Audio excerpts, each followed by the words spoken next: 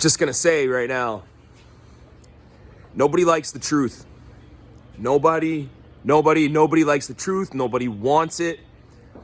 A lot of times in life, we want layers of the truth. We want little bits and pieces of it, but we don't want the whole truth, because we realize when we peel back all the layers on that onion of truth and we get to the core of it, there's usually something there leading up to that, or at least at the very core, that we don't want to hear, that we do not want to embrace. And the truth of the reality is that it does not matter how any of us feel. I know in today's day and age, we preach, mental health, the importance of, your feelings matter, all this stuff. And yeah, it's true. How you feel matters, okay? How you feel matters. But ultimately is understanding your feelings and your emotions. They don't accomplish anything. They don't empower anybody else around you. They don't mean anything. They mean nothing. They're fleeting. And that's the thing, is one moment you can feel good and the next minute you can feel bad. And so if you care about how you feel, you're going to be just like a leaf on the wind. In whatever direction, however you feel is whatever direction you're going to go in.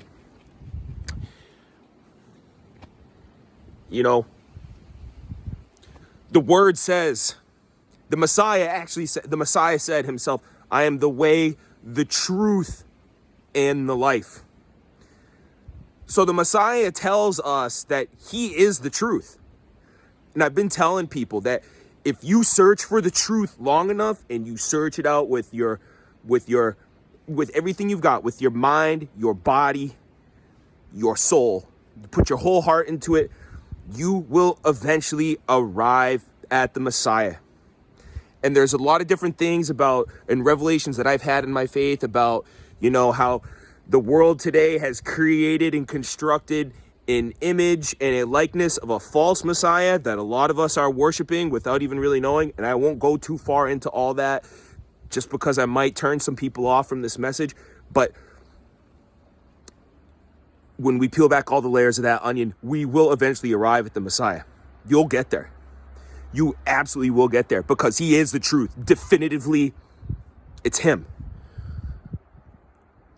And so, it really, and I know our Father in heaven, Yahuwah, he hates complaining. He does not like complaining. You got to be grateful for everything that you've got in your life.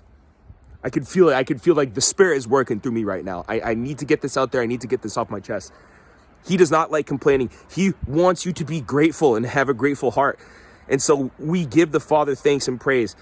But in just knowing that it's good to thank him for all the things in your life, but ask him to create in you a grateful heart, that you be truly grateful for the things that you thank him for. Because a lot of times we're just repetitive with our prayers. Father, thank you for life. Thank you for this day. Thank you for my loved ones. Thank you for my health. And that's good. That's all good. But to truly be grateful for something, a lot of times we have to have something taken away from us to realize just how important it is to us and just how grateful we should really be for it. The word says, Yahuwah, the Lord, giveth, and he taketh away. So just we know that everything comes from him, but he can snatch it away from you. He can snatch it away from you in a moment. And he doesn't have to have any reason for it.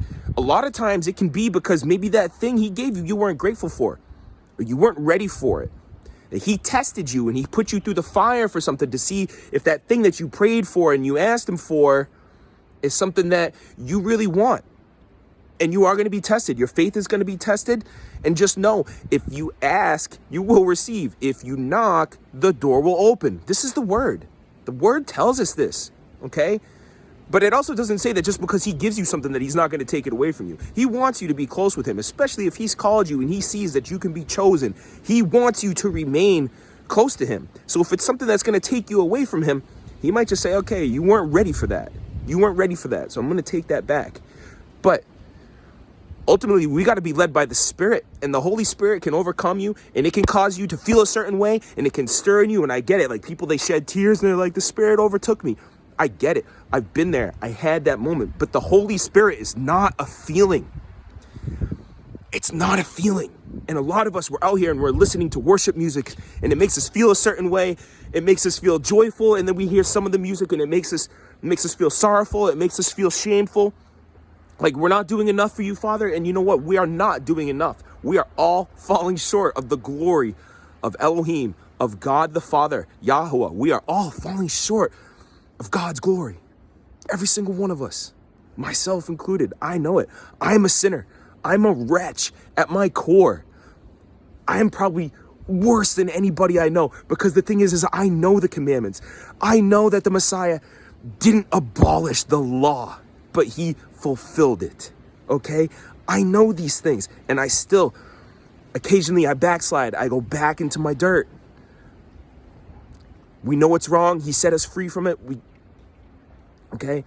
But it's like when people say to me things like, this person makes me feel a certain way, or I know that this is going to be like this because I'm going to be around this person, or I'm going to be put in this situation. It's like, well, yeah, because you already declared it. You believe it.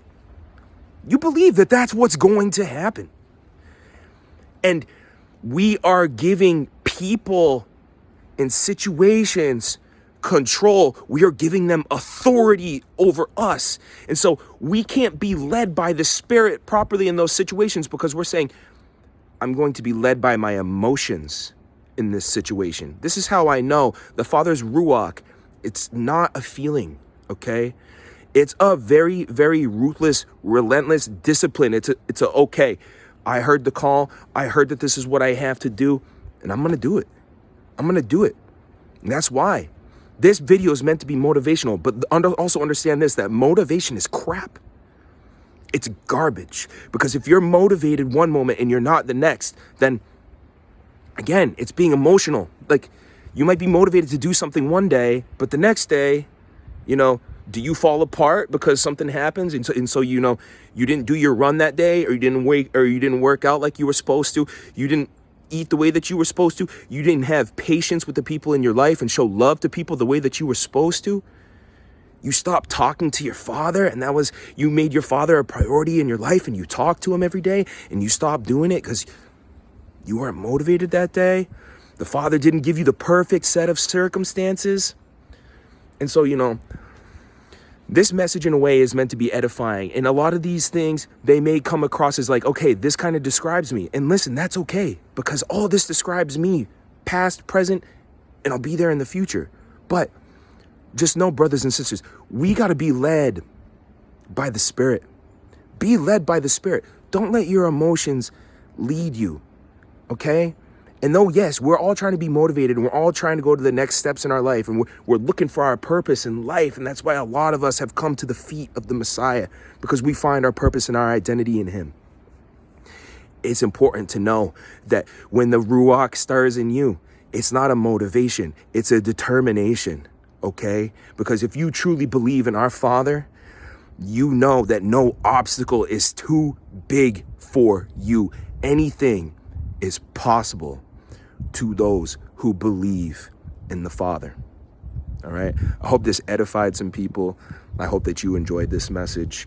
I'd just like to say shalom and blessings to everybody and love.